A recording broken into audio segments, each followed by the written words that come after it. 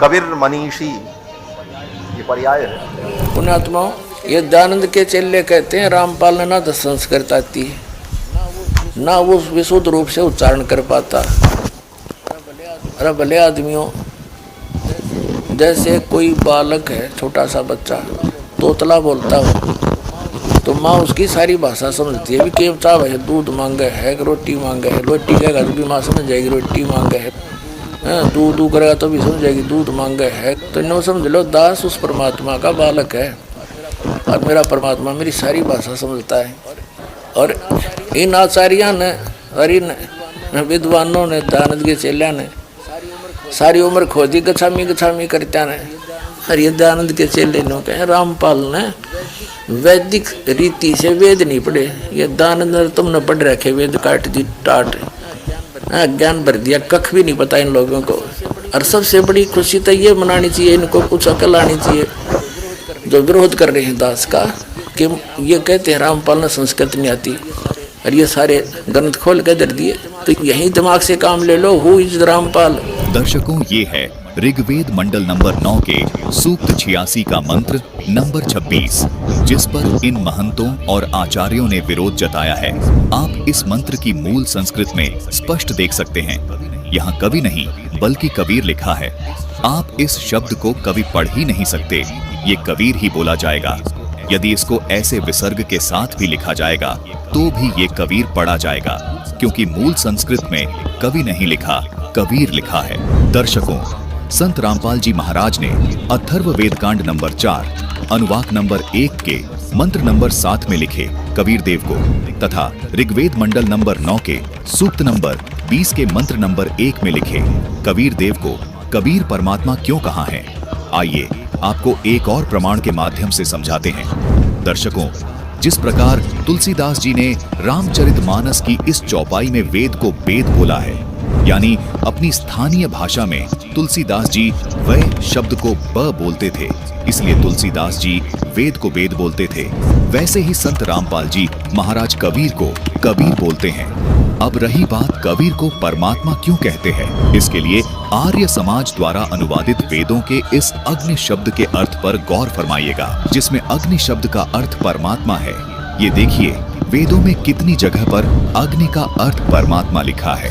अब सामवेद के इस मंत्र पर भी नजर डालिएगा, जिसमें कबीर अग्नि शब्द लिखा है, जिसका सीधा सा अर्थ है कबीर यानी कबीर तथा अग्नि यानी परमात्मा।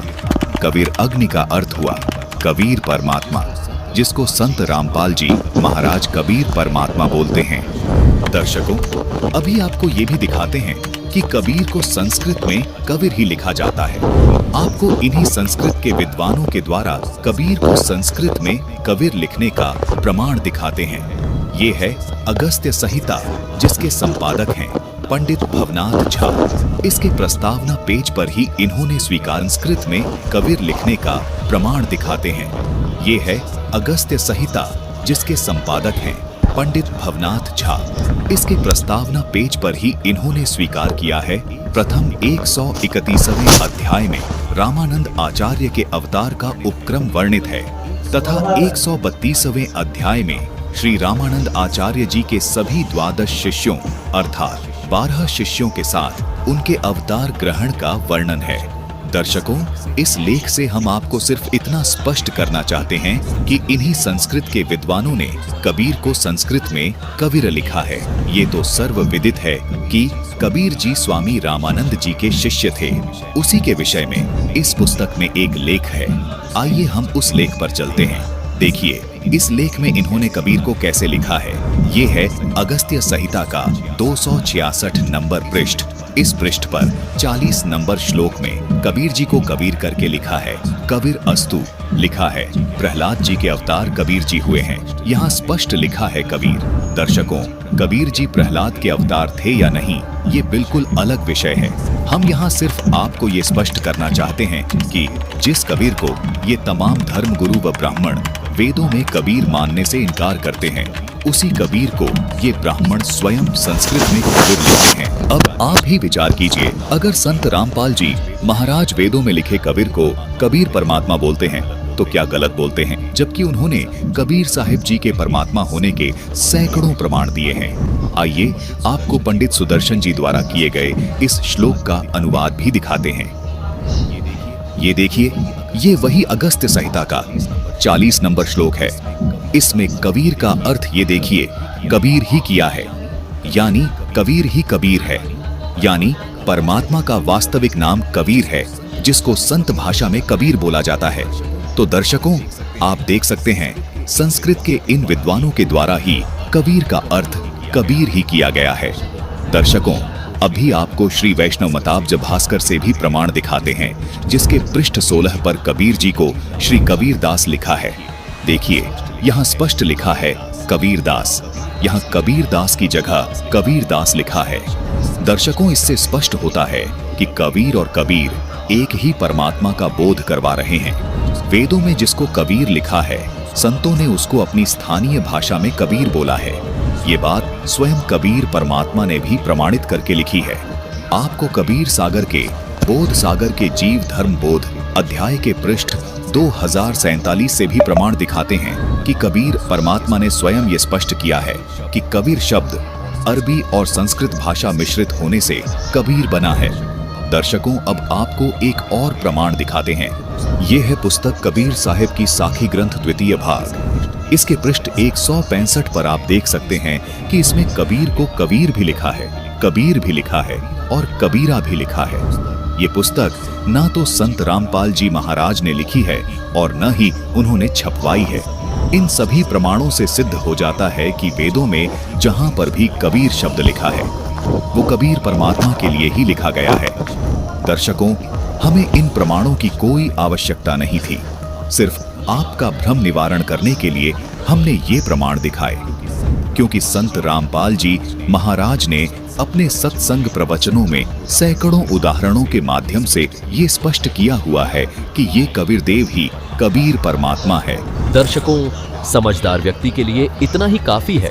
इसके बाद कुछ भी कहना शेष नहीं रह जाता। इसके बावजूद संत रामपाल जी महाराज का उद्देश्य है कि किसी भी प्रकार की शंका शेष न रहे, इसलिए शंका का समूल नष्ट होना जरूरी है। संत रामपाल जी महाराज के आध्यात्मिक ज्ञान के आधार पर आपको ढेरों प्रमाण देकर स्पष्ट किया जाएगा कि कवि अर्थात कबीर ही काशी वाला कबीर परमात्मा है। इससे आपको स्पष्ट हो जाएगा कि भ्रम कौन फैला रहा है। दर्शकों, तत्व ज्ञानहीनता का ये जीता जागता उदाहरण है कि इन डिग्री होल्डर विद्वानों ने कहीं पर कबीर का अर्थ बुद्धिमान कर दिया है और कहीं पर कबीर का अर्थ सर्वज्ञ कर दिया है। मतलब अनुवाद करते समय परमात्मा का नाम कबीर न लिखकर उसके गुणों को लिख दिया है। कबीर परमात्मा का गुण है कि वो बुद्धिमान भी है और सर्वज्ञ भी है, लेकिन आप यहाँ कबीर का अर्थ सर्वज्ञ या बुद्धिमान नहीं कर सकते। ऐसा करेंगे तो ये दुनिया कभी परमात्मा का नाम जान ही नहीं पाएगी कि उस परमात्मा का नाम कबीर देव है। इन धर्म गुरुओं की अज्ञानता को इस सच्ची घटना के माध्यम से समझते हैं। हरियाणा राज्य के झज्जर जिले के गांव छुड़ानी में एक प्रसिद्ध संत गरीबदास जी महाराज हुए हैं। उनके ग्रंथ को अंग्रेजी में ट्रांसलेट करने के लिए एक व्यक्ति को कहा गया। वो व्यक्ति गरीबदास जी से परिचित नहीं था। उसे बस संत गरीबदास जी के ग्रंथ को अंग्रेजी में लिखने का कार्य सौंपा गया। व्यक्ति गरीबदास जी से परिचित नहीं था, इसलिए उस ज्ञानी व्यक्ति ने गरीबदास जी को हर जगह पुअर सर्वेंट लिख दिया। यानी उस ज्ञानी व्यक्ति को इतना ज्ञान नहीं था कि गरीबदास किसी व्यक्ति का नाम है। उसने उस गरीबदास शब्द का मीनिंग पुअर सर्वेंट निकालकर पूरे ग्रंथ का ही नाश कर दिया। अब यदि कोई उस ग्रंथ को पढ़ेगा तो कोई ये नहीं कहेगा कि इसमें गरीबदास जी महाराज की महिमा है। सब यही कहेंगे कि किसी गरीब नौकर के बारे में इस ग्रंथ में लिखा गया है। ठीक इसी प्रकार हमारे ज्ञानी अनुवादकों ने कबीर का अर्थ सर्वज्ञ या बुद्धिमान आदि कर दिया है, जबकि गरीबदास जी की तरह ही कबीर भी एक नाम है। जिस प्रकार गरीबदास जी के नाम का मीनिंग निकालकर उस ज्ञानी व्यक्ति ने गरीबदास का अर्थ पुअर सर्वेंट कर दिया, ठीक इसी प्रकार कबीर का मीनिंग निकालकर इन डिग्री होल्डर विद्वानों ने सर्वज्ञ तथा बुद्धिमान कर दिया। दर्शकों, इन गूढ़ रहस्यों को केवल संत रामपाल जी महाराज ने उजागर किया है, क्योंकि संत रामपाल जी महाराज कबीर देव यानी कबीर परमात्मा से परिचित हैं तथा संत रामपाल जी महाराज को कबीर देव के गुणों का भी ज्ञान है और उनकी महिमा का भी ज्ञान है। संत रामपाल जी महाराज तत्वदर्शी संत हैं। उन्होंने इन गूढ़ रहस्यों को आज पूरी दुनिया के सामने उजागर कर दिया है। दर्शकों, अभी आपको इस महंत अमित आचार्य की एक वीडियो दिखाते हैं जिसमें ये कह रहे हैं कि वेदों में कहीं कोई ये साबित करके दिखा दे कि कबीर परमात्मा है तो उसे 20 लाख रुपए इनाम दूंगा। कि मैं संत रामपाल को पहले भी चुनौती दे चुका हूं, मैं आज फिर दोबारा से चुनौती देता हूं, आप सबके सामने चुनौती देता हूं कि यदि किसी वेद, शास्त्र, पुराण या किसी धर्म ग्रंथ, गीता, रामायण, इनमें कहीं भी अगर कबीर शब्द मिल जाए, कबीर शब्द लिखा मिल जाए, तो मैं अपनी तरफ से उसे 20 लाख रुपए संत रामपाल के आश्रम में 20 लाख रुपए मैं स्वयं दान करूंगा। दर्शकों, इस महंत अमित आचार्य जी का कहना है कि वेदों में काशी वाले कबीर जुलाहे की महिमा कहीं नहीं है।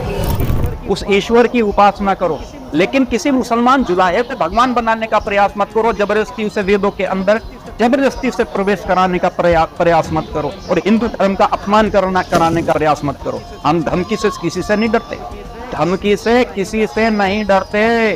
और धमकी देने वाले सुन ले, जो धर्म का अपमान करेंगे, जो भगवान राम का अपमान करेंगे, घर में घुस के मारेंगे उन्हें। अमित आचार्य जी, हम भी आपसे कुछ कहना चाहेंगे जिसे आप कान खोलकर सुनना। हम भी आपको घर में घुसकर ही मारेंगे, लेकिन शस्त्रों से नहीं, शास्त्रों से ही आपका कचूमर निकालेंगे। महंत अमित आचार्य जी का कहना है कि ये काशी वाला जुलाहा कबीर परमात्मा नहीं है। महंत अमित आचार्य जी ने चुनौती दी है कि यदि संत रामपाल जी महाराज इस कवि को या कबीर देव को काशी वाला कबीर सिद्ध कर देंगे तो 20 लाख रुपए इनाम दूंगा। दर्शकों, हम संपूर्ण भक्त समाज को आश्वस्त करते हैं कि संत रामपाल जी महाराज का ये उत्तर महंत अमित आचार्य सहित तमाम उन धर्मगुरु की संपूर्ण शंकाओं का समूल नाश कर देगा जो वेदों में वर्णित कवि या कबीर देव को काशी वाला कबीर मानने को तैयार नहीं है। संत रामपाल जी महाराज ने एक बहुत गजब का उदाहरण देकर इस शंका का समाधान किया है, जिससे कोई भी विवेकवान व्यक्ति तुरंत समझ जाएगा। संत रामपाल जी महाराज ने रामचरितमानस के बालकांड के दोहा नंबर 147 की चौपाई नंबर 2 में ये स्पष्ट किया है कि जैसे ये लच्छी शब्द है, जिसको अनुवाद में अनुवादकर्ता ने लक्ष्मी लिखा है। दर्शकों, विचारणीय विषय है कि ये दोनों ही शब्द लच्छी और लक्ष्मी दोनों ही आपस में बिल्कुल मेल नहीं खाते। फिर भी अनुवादकर्ता ने अपने विवेक से लच्छी शब्द का अर्थ लक्ष्मी किया है, क्योंकि अनुवादकर्ता जानता है कि यहाँ बेशक लच्छी शब्द लिखा है, लेकिन ये माता लक्ष्मी जी का ही नाम है, जो श्री विष्णु जी की पत्नी है। बालकांड के दोहा नंबर 147 की चौपाई नंबर 1 में ये आदि शक्ति छवि निधि जगमुला जो लिखा यानी मूल प्रकृति यानी देवी दुर्गा की जानकारी है, और कहा है कि ये अपने पति काल ब्रह्म ज्योति निरंजन के वाम भाग यानी बाईं और विराजमान रहती हैं। फिर बालकांड के दोहा नंबर 147 की चौपाई नंबर 2 में कहा है कि इसी देवी दुर्गा से श्री ब्रह्मा जी, श्री विष्णु जी तथा श्री शिव जी की पत्नियां लच्छी, उमा तथा ब्रह्माणी उत्पन्न होती हैं। इस चौपाई में उमा स्पष्ट है यानी पार्वती जी यानी शिव जी की पत्नी तथा ब्रह्माणी यानी सावित्री जी ब्रह्मा जी की पत्नी और लच्छी विष्णु जी की पत्नी स्वसिद्ध हो जाती है। विष्णु जी की पत्नी का असली नाम क्या है? उत्तर है लक्ष्मी जी। इस तरह सदग्रंथों के रहस्य को जानने वाला ही बता सकता है कि जैसे ये लच्छी शब्द लिखा है, इस शब्द के अनुवाद में इस लच्छी को विष्णु जी की पत्नी बताया गया है। अब चाहे इस लच्छी को कोई न भी जानता हो, तो भी इस प्रसंग से सिद्ध होता है कि ये लच्छी शब्द लक्ष्मी जी का ही बोधक है। यदि इस लच्छी शब्द का अर्थ किसी अनुवादक ने धन की देवी किया होता और कोई बुद्धिमान व्यक्ति लच्छी का अर्थ धन की देवी देखकर ये कहे कि ये अनुवाद कर्ता ने गलत किया है, इसका अर्थ तो लक्ष्मी जी करना चाहिए था। लच्छी शब्द का अर्थ जो धन की देवी किया है, यह तो लक्ष्मी जी के गुण को दर्शाता है। यदि लच्छी का अर्थ लक्ष्मी नहीं किया जाएगा तो श्रद्धालु कभी समझ ही नहीं पाएंगे कि इस चौपाई में विष्णु जी की पत्नी लक्ष्मी माता जी का प्रकरण है, क्योंकि रामचरितमानस के बालकांड के दोहा नंबर 147 की चौपाई नंबर 2 के प्रसंग से पता चलता है कि इन तीनों देवियों का, जो ब्रह्मा जी, विष्णु जी व शिव जी की पत्नियों का वर्णन है। जैसे इस ऋग्वेद मंडल नंबर 9 सूक्त नंबर 86 के मंत्र नंबर 26 को देखें, जिसमें लिखा हुआ है कि यज्ञ करने वाले यजमानों के लिए परमात्मा सब रास्तों को सुगम करता हुआ, उनके विघ्नों का मर्दन करता हुआ, उनको पवित्र करता हुआ, अपने रूप को सरल करता हुआ, वह परमात्मा कवि सर्वज्ञ विद्युत के समान क्रीड़ा करता हुआ वर्णीय पुरुष को प्राप्त होता है। दर्शकों, इस अनुवाद में कबीर का अर्थ सर्वज्ञ किया है। यहाँ सर्वज्ञ तो परमात्मा का गुण है। यहाँ परमात्मा का असली नाम लिखना पड़ेगा, जिसकी महिमा इस वेद मंत्र में बताई जा रही है। उस परमात्मा का नाम न लिखने के कारण आज तक भ्रम फैला हुआ है। इसीलिए कोई तो विष्णु जी को परमात्मा बता रहा है, कोई ब्रह्मा को परमात्मा बता रहा है, कोई शिव जी को परमात्मा बता रहा है, लेकिन वेदों में बताए गए परमात्मा के लक्षण इन देवताओं पर तो बिल्कुल खरे नहीं उतरते। वेदों में बताए गए परमात्मा के लक्षण तो केवल काशी में आए उस कबीर जुलाहे पर खरे उतरते हैं। इसलिए संत रामपाल जी महाराज बार बार यही अनुरोध कर रहे हैं कि ये जो कबीर का अर्थ, जो ये सर्वज्ञ किया है, ये गलत है, बल्कि इसको परमात्मा के वास्तविक नाम कबीर देव अर्थात कबीर परमात्मा कर दिया जाए तो बिल्कुल सही होगा, क्योंकि वेदों में बताए गए परमात्मा के लक्षण इसी काशी वाले कबीर जुलाहे पर खरे उतरते हैं। इसे आपको वेदों से ही आगे इस एपिसोड में सिद्ध करेंगे। दर्शकों, यदि रामचरितमानस यानी रामायण के बालकांड के दोहा नंबर 147 की चौपाई नंबर 1 और 2 का अनुवाद वेदों के अनुवाद की तरह करें तो इस प्रकार होगा। आइए पहले इस चौपाई को एक बार फिर पढ़ते हैं। दोहा नंबर 147 की चौपाई नंबर 1, जिसमें लिखा है कि काल भगवान के पद राजीव यानी चरण कमलों का तो वर्णी न जाहि यानी वर्णन ही नहीं किया जा सकता। काल भगवान के बाम भाग यानी बाएं भाग में अनुकूला यानी सदा अनुकूल रहने वाली छवि निधि शोभा की राशि आदि शक्ति यानी काल भगवान की पत्नी जगमूला अर्थात प्रकृति यानी देवी दुर्गा सुशोभित है। अब चौपाई नंबर 2 को पढ़ते हैं, जिसमें लिखा है जासु अंश यानी जिस देवी दुर्गा के अंश से गुण खानी यानी गुणों की खान अगणित यानी अनेकों लच्छे विष्णु जी की पत्नी लक्ष्मी, उमा शिव जी की पत्नी पार्वती, ब्रह्माणी ब्रह्मा जी की पत्नी सावित्री यानी त्रिदेवों की पत्नियां उपजेही उत्पन्न होती है, तथा जासु जिनकी भ्रिकुटी विलास यानी भोह के इशारे से जग होई यानी जगत की रचना होती है, वह देवी दुर्गा काल ब्रह्म के बाएं भाग में ऐसे बैठी दिखाई देती है जैसे राम यानी बकरे के बाम भाग यानी बाएं भाग में सीता खूड यानी हल के चलने से बनी रेखा दिशे दिखाई देती है। दर्शकों, संस्कृत में राम का अर्थ बकरा और सीता का अर्थ खूड भी होता है, लेकिन मूल संस्कृत में लिखा है कि राम बाम दिशि सीता सोई, यानी स्पष्ट है कि राम के बाम भाग में सीता जी बैठी दिखाई देती हैं। विचारणीय विषय है कि राम के बाम भाग में खूड कैसे बैठेगा। दर्शकों, तत्वज्ञानी संत ही तत्व ज्ञान के आधार पर ये निर्णय करके बताते हैं कि यहाँ सीता किसी खूड का जिक्र नहीं है। दर्शकों, अब कोई समझदार व्यक्ति जिसको रामायण की पूरी कथा का ज्ञान होगा, वह तो यही कहेगा कि अनुवादकर्ता ने यहाँ राम शब्द का अर्थ बकरा तथा सीता का अर्थ खूड बिल्कुल गलत किया है, क्योंकि यहाँ पर किसी बकरे या हल चलाने से बने खूड का प्रसंग नहीं है। यहाँ तो श्री रामचंद्र जी की पत्नी सीता का जिक्र है। यहाँ तो श्री रामचंद्र जी की पत्नी सीता का जिक्र है, इसलिए इस चौपाई में राम का अर्थ श्री राम करना था और सीता का अर्थ श्री राम की पत्नी सीता करना ही उचित है। इसी प्रकार ऋग्वेद मंडल नंबर 9 सूक्त नंबर 86 के मंत्र नंबर 26 में परमात्मा की महिमा है, किसी कवि की महिमा का वर्णन नहीं है। इसमें तो परमात्मा का प्रसंग है, इसलिए कबीर का अर्थ काव्यकार या सर्वज्ञ करना बिल्कुल गलत है। यहाँ पर कबीर का अर्थ कबीर देव अर्थात कबीर परमेश्वर करना ही उचित है। जो वास्तव में सत्य भी है। दर्शकों, संत रामपाल जी महाराज अब आपके इस भ्रम को भी जड़ से समाप्त करने जा रहे हैं कि वेदों में वर्णित ये कबीर, काशी वाला जुलाहा कबीर कैसे हो सकता है। तो आइए आपको वेदों में वर्णित परमात्मा के लक्षणों से रूबरू करवाते हैं और प्रमाणित करते हैं कि वो सभी लक्षण किस प्रकार काशी वाले उस जुलाहे पर पूर्ण तौर पर खरे उतरते हैं, जो वास्तव में सृष्टि का रचनाकार है, जिसका नाम कबीर देव अर्थात कबीर साहिब है। दर्शकों, हमारी आपसे ये भी गुजारिश है कि आप कृपया एक बार संत रामपाल जी महाराज द्वारा बताई गई सर्व पवित्र धर्म शास्त्रों के आधार पर तैयार की गई संपूर्ण सृष्टि रचना की वीडियो अवश्य देखिएगा, जिसमें आपको पता चलेगा कि वो सर्व सृष्टि का रचनाकार कौन है। उस वीडियो का लिंक हमने इसी वीडियो के डिस्क्रिप्शन बॉक्स में दे दिया है। दर्शकों, जो सृष्टि का रचनाकार होगा निसंदेह वो पूर्ण परमात्मा ही होगा। अब सवाल ये है कि पूर्ण परमात्मा कौन है और उसके क्या लक्षण है। आइए आपको वेदों में, गीता जी में तथा अन्य शास्त्रों में बताए गए परमात्मा के लक्षणों से परिचित करवाते हैं और देखते हैं ये लक्षण किस पर। लक्षण नंबर 1, परमात्मा अपने साधक के पापों को नाश करने वाला है तथा अपने साधक को स्वस्थ करके उसको 100 वर्ष की आयु प्रदान करने वाला है। ऋग्वेद मंडल नंबर 9 सूक्त 82 मंत्र 1।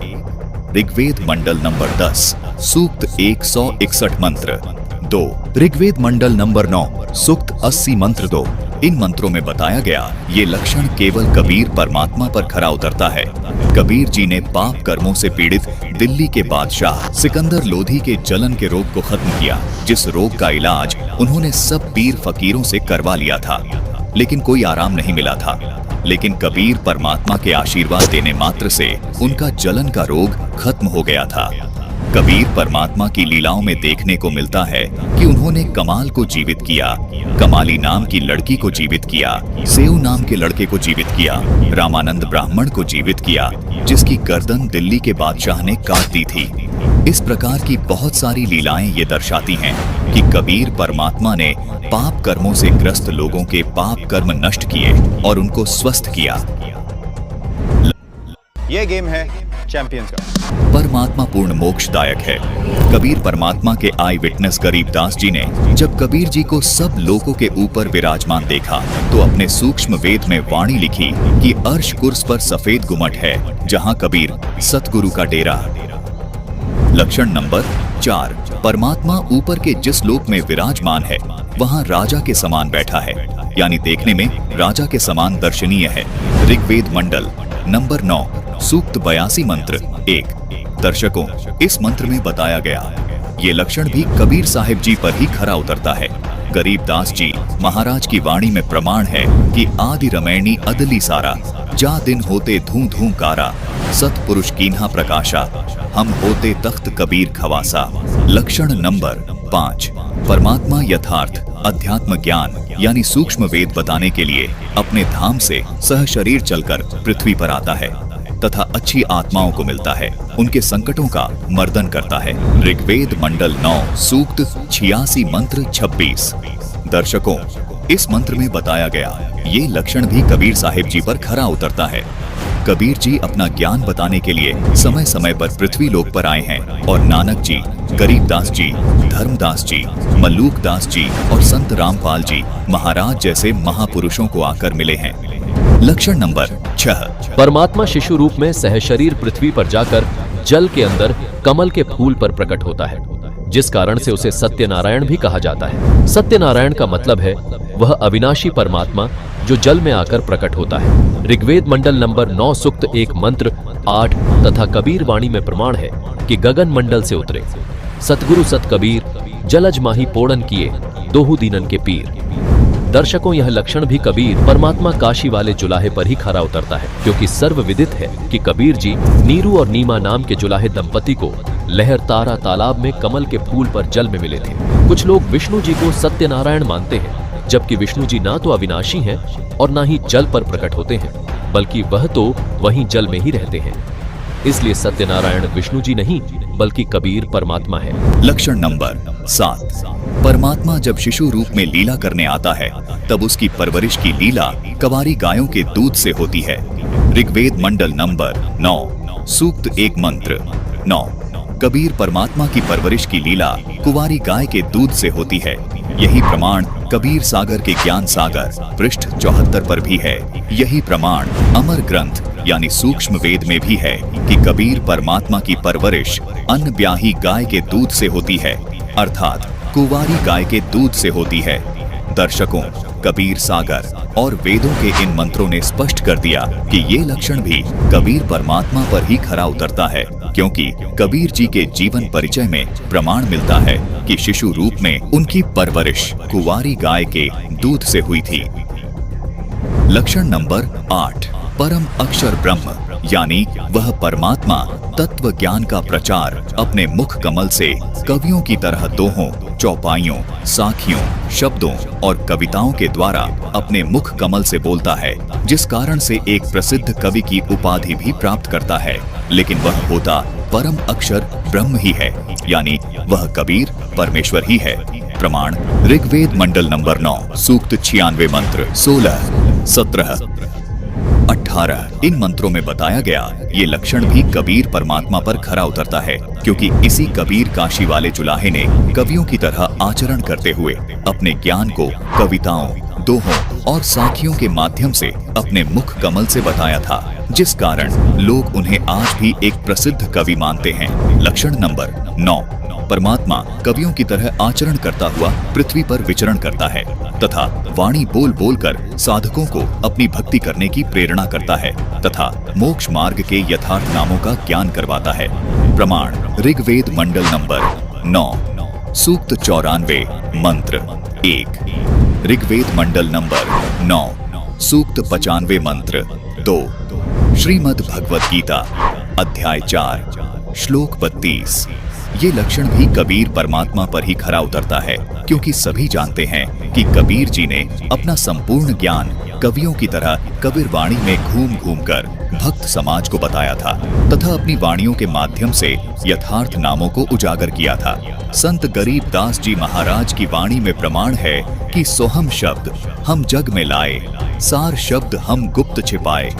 लक्षण नंबर 10, परमात्मा की मृत्यु नहीं होती, वह सह शरीर अपने सनातन परम धाम को चला जाता है, क्योंकि वह अविनाशी होता है। प्रमाण यजुर्वेद अध्याय 40 मंत्र 8, गीता अध्याय 15 श्लोक 17। इन मंत्रों में बताए गए ये लक्षण केवल कबीर परमात्मा पर खरे उतरते हैं, क्योंकि कबीर परमात्मा जी ही सन 1398 ईस्वी में सशरीर आए थे और सन 1518 ईस्वी में सशरीर अपने सनातन परम धाम यानी सतलोक को चले गए थे।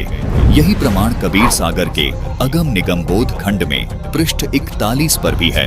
न मेरा जन्म न गर्भ बसेरा, बालक बन दिखलाया, काशी नगर जल कमल पर डेरा, तहां जुलाहे ने पाया।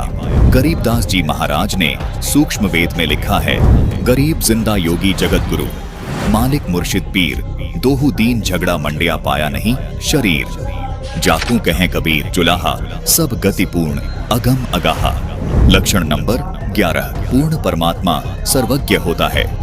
दर्शकों, कबीर परमात्मा सर्वज्ञ थे, क्योंकि sound fine, cool, let's roll.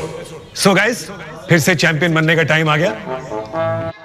सर्वज्ञ थे, क्योंकि कबीर जी ने सर्व सृष्टि की रचना की है, इसीलिए उन्होंने संपूर्ण सृष्टि की उत्पत्ति की जानकारी बहुत विस्तार के साथ अपनी कबीर वाणी में कबीर सागर नामक ग्रंथ में लिपिबद्ध करवा रखी है। इससे हम कह सकते हैं कि कबीर जी सर्वज्ञ हैं, वो सब कुछ जानते हैं।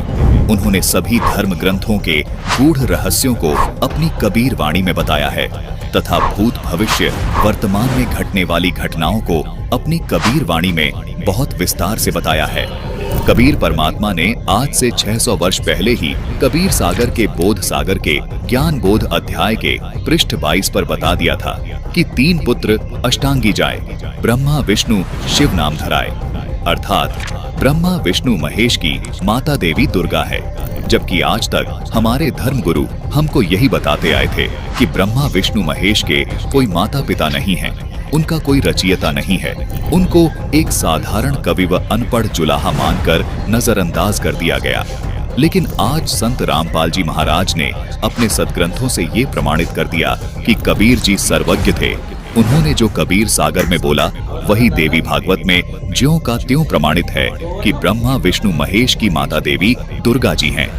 इसी प्रकार कबीर साहिब जी ने कबीर सागर के बोध सागर के कबीर वाणी अध्याय के पृष्ठ 136 पर भविष्यवाणी करते हुए कहा कि संवत 1774 हुई ता दिन प्रेम प्रकटे जग सोए, अर्थात गरीबदास जी महाराज के जन्म की भविष्यवाणी पहले ही कर दी थी, क्योंकि सभी जानते हैं कि गरीबदास जी महाराज का जन्म संवत 1774 में ही हुआ है। क्योंकि कबीर सागर के बोध सागर के कबीर चरित्र अध्याय के पृष्ठ 1870 पर अपने नाम से चलने वाले 12 पंथों के बारे में भी पहले ही बता दिया था, जिसमें बताया गया है कि उनमें एक पंथ गरीबदास जी महाराज का भी होगा। और ये बात सभी जानते हैं कि कबीर साहिब जी के नाम से गरीबदास जी महाराज का पंथ चल रहा है। इससे सिद्ध होता है कि कबीर साहिब जी भूत और भविष्य की भी जानने वाले थे। इसी प्रकार परमात्मा के लक्षण में आता है कि वो अंतर्यामी होता है। कबीर साहिब जी अंतर्यामी थे क्योंकि उन्होंने स्वामी रामानंद जी के मन की बात को जानकर उनका भ्रम खंडन किया था। स्वामी रामानंद जी, जो कि उस समय के सबसे प्रसिद्ध था कि मन की पूजा तुम लखी, मुकट माल प्रवेश, गरीबदास गति कौन लखे, कौन वर्ण क्या भेष। अर्थात हे कबीर परमात्मा, आपने मेरे मन की बात को बता दिया। आप किस नीच वर्ण में प्रकट हुए हैं और कैसी आपने वेशभूषा बना रखी है, आपकी लीला को कौन समझ सकता है। आप स्वयं पूर्ण परमात्मा हैं। लक्षण नंबर 12, पूर्ण परमात्मा सतचरित्र वाला होता है। प्रमाण ऋग्वेद मंडल नंबर 10 सूक्त 4 मंत्र 4। कबीर परमात्मा का चरित्र बिल्कुल पाक साफ है, वे सच्चरित्र वाले हैं। दर्शकों, संत रामपाल जी महाराज ने जिस काशी वाले जुलाहे को कबीर परमात्मा बताया है, इसके लिए संत रामपाल जी महाराज ने बिल्कुल ठोस प्रमाण आपके सामने प्रस्तुत कर दिए हैं।